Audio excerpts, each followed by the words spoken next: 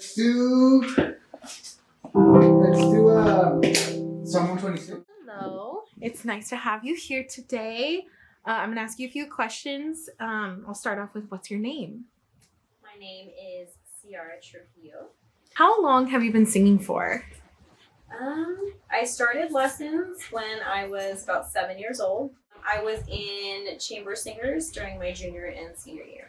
Like, what specifically do you think helped you the most in developing your ability to sing and sing well? Specifically with being in choir, that kind of taught me how to blend in with other voices and be part of a whole as opposed to just trying to stand out, because in my lessons I always trained as more of a solo performance, so it was all about how you performed and you delivering your performance in a specific way. Was there anything that challenged your ability to sing?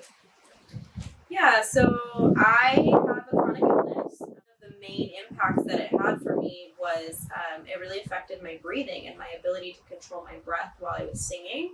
And it also affected my ability to stand in one place and sing at the same time without getting dizzy or fainting.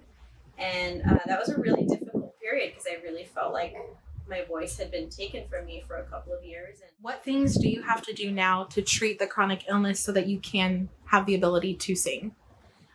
well, I have been on a couple of medications for the last decade or so. I also try to eat pretty healthy. I stick to mostly a vegan diet. Once in a while, I may go vegetarian, but that's kind of something that's helped my symptoms as well. Has any of that affected your ability to find purpose there?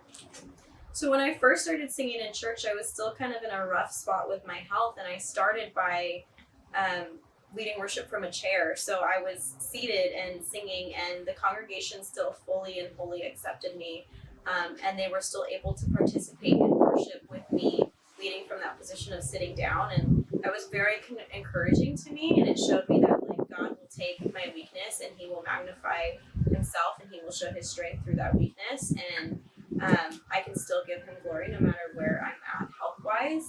Now I'm in a much better place, so I can sing and move and really be a part of the team. You are up there to lead a congregation in worship to glorify Jesus, and there's just something really special about that, where that pressure of performance is off. We still want to do things with excellence, but the motivation is to give glory to God and not to myself, and so I think that's just a really special place to be. And what church are you currently serving at?